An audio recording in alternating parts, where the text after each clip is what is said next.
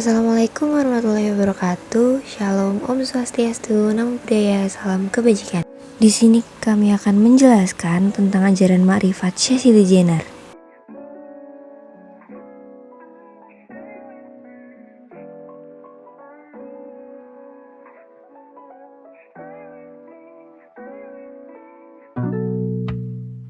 Kelompok kami terdiri dari Perkenalkan, saya Alfada Porfiana, NIM B022008, dan rekan saya Karina Hairunisa, NIM B02200034.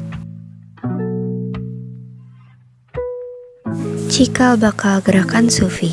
Seperti yang kita tahu, Syekh Siti Jenar yang telah melegenda di bumi Nusantara ini, terutama di masyarakat Jawa, melahirkan pemahaman yang kontroversial. Sebagian memvonis ia adalah seorang wali murtad, namun sebagian lainnya menganggap dirinya sebagai orang yang berjasa dalam pengembangan ajaran Sufi. Ajaran Syekh Siti Jenar yang dikenal dengan Wihdatul Wujud dan jalan kematian itu banyak dipengaruhi oleh paham ulama Sufi sebelumnya. Hanya saja selama ini seakan-akan ajaran Syekh Siti Jenar adalah pemahaman baru yang menyimpang.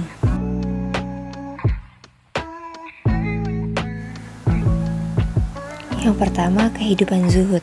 Kehidupan zuhud semata-mata merupakan reaksi terhadap kehidupan sekuler dan sikap penguasa dinasti Umayyah yang dianggap kurang religius.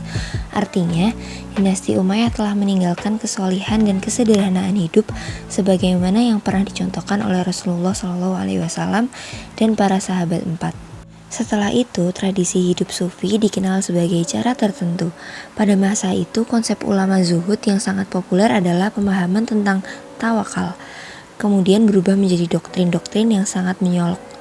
Mereka menempuh jalan sufi dengan menyerahkan diri secara totalitas kepada Allah.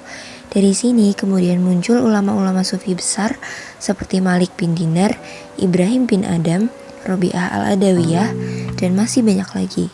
Syekh Siti Jenar mengembangkan teori manunggaling kawula Gusti yang kemungkinan besar terpengaruh oleh ajaran tokoh sufi di Timur Tengah, terutama Al-Halaj. Teori Syekh Siti Jenar dapat diterima tidak sebatas ahli ibadah, tetapi masyarakat non-muslim yang notabene beragama Hindu, Buddha, dan Kejawen lebih dapat menerima konsep Syekh Siti Jenar.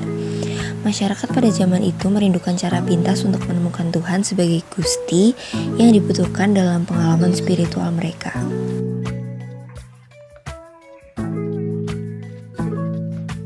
menurut ajaran Siti Jenar, Allah hanyalah nama. Bagaimanapun manusia hanya bisa mengetahui sebatas tanda-tanda Tuhan dan sekali-kali bukan Tuhan itu sendiri. Sebab Tuhan adalah misteri yang sejati dan tak akan pernah terungkap sampai kapanpun. Pada intinya, Siti Jenar menganggap Tuhan itu ada, tapi tidak bisa dibayangkan melalui nama atau sifat-sifatnya. Adanya Tuhan dapat diketahui dengan bukti ciptaannya.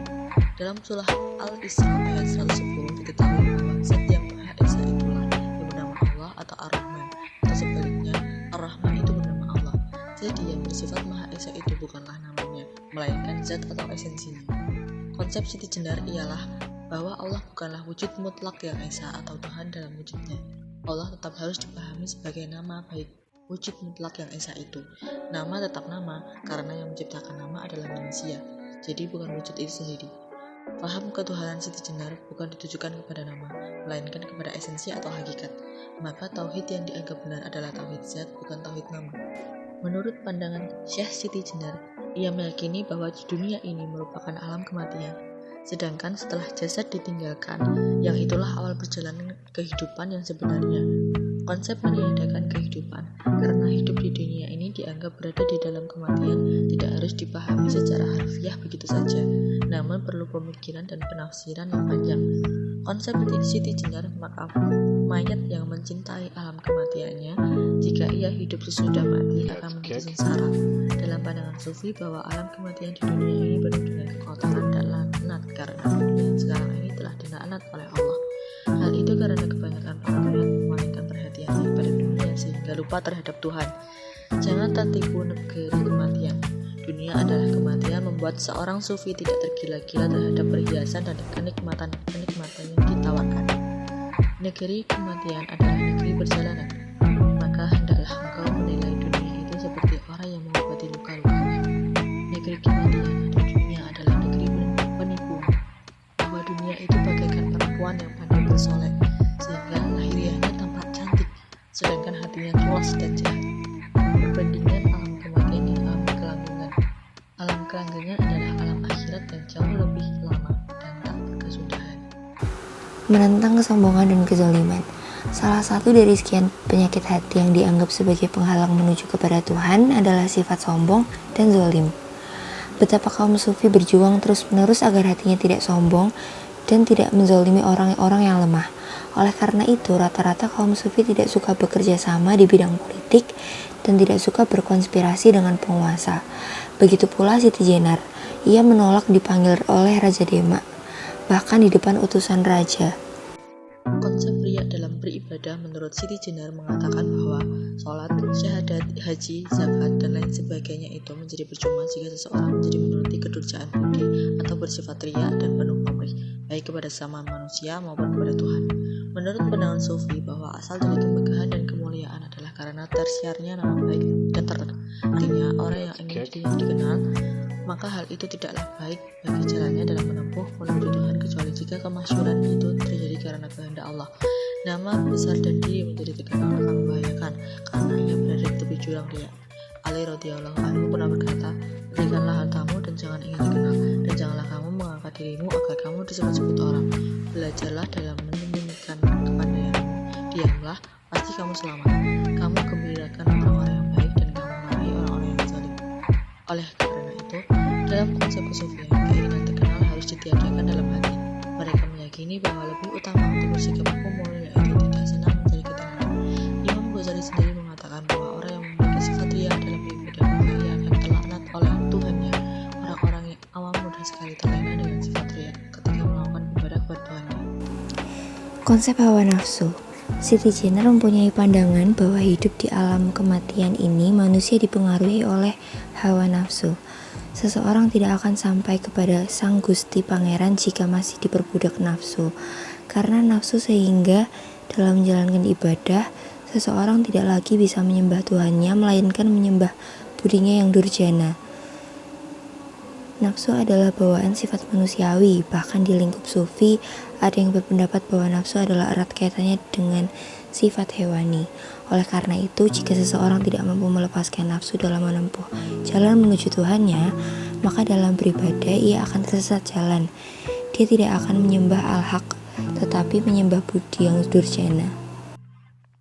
Yang selanjutnya ada konsep orang-orang yang tertipu. Yang pertama ada golongan ulama yang tertipu, golongan orang-orang kafir, keyakinan hidup setelah mati, golongan ulama syariat yang tertipu, wali yang tertipu, golongan mengutamakan ilmu dan amal, golongan yang terjebak ujubnya sendiri, golongan yang tertipu oleh atribut, sibuk memberi nasihat dan peringatan, terjebak dalam mencintai yang sulit, sibuk mempelajari hadis, dan yang terakhir, sibuk mempelajari ilmu tajwid dan ilmu bahasa. Konsep Siti Jenar itu ada kaitannya dengan konsep irodah, di mana irodah diartikan sebagai meninggalkan apa yang telah menjadi suatu kebiasaan. Kebiasaan manusia pada umumnya yaitu terpaku pada hukum penampakan, yang di tempat-tempat yang membuatnya lupa percaya pada ajakan syahwat, dan cenderung mengikuti apa yang dibisikkan oleh harapan atau angan-angan. Sedangkan para sufi harus terlepas dari identitas ini. Semuanya tidak boleh melekat pada dirinya. Manusia yang terkungkung oleh alam pikiran dan angan-angannya, ia tidak akan bisa bebas dalam menempuh jalan menuju Tuhannya. Di perjalanan ma'rifatnya, ia akan menemui beberapa rintangan, dan dapat dipastikan lebih banyak gagalnya daripada berhasilnya. Kematian sebelum kematian artinya adalah kematian ego, emosional, nafsu, dan pikiran-pikiran yang menjerat untuk selamanya. Melalui kematian ego yang membebaskan itu, seseorang akan merasakan kelahiran kedua. Kelahiran kedua tersebut membuat jalan baginya dalam menuju totalitas dan keabadian. Oleh karena itu, Siti Jenar menganggap dunia ini kematian, sedangkan hidup yang sesungguhnya adalah setelah kematian. Ada neraka menurut Syekh Siti Jenar. Menurutnya, dunia merupakan alam kematian dan akhirat merupakan alam kehidupan. Hal tersebut karena dalam dunia manusia masih bisa mati, sedangkan hidup itu tidak mengenal mati, langgeng untuk selama-lamanya. Menurutnya, surga dan neraka itu terdiri dari dua wujud yang terjadi dari keadaan. Pertama adalah surga yang luhur. Letaknya ada dalam perasaan hati yang senang, seperti orang yang duduk dalam mobil bagus, tetapi merasa sedih bahkan menangis, dibandingkan dengan orang berdagang keliling sambil berjalan kaki, tetapi merasa bahagia sambil bernyanyi. Menurutnya pula, surga dan neraka itu tidak perlu menunggu hari kiamat. Di dunia, orang pun sudah bisa merasakan keadaan alam kubur, siksa neraka, atau kenikmatan surga. Pemahaman Siti Jenar lebih menonjolkan suasana hati. Di dalam hati itulah terdapat siksa kubur, surga, dan neraka. Surga biasanya identik dengan kebahagiaan, sedangkan neraka identik dengan penderitaan. Konsep tawakal. Tawakal merupakan jalan yang harus ditempuh oleh orang-orang beriman.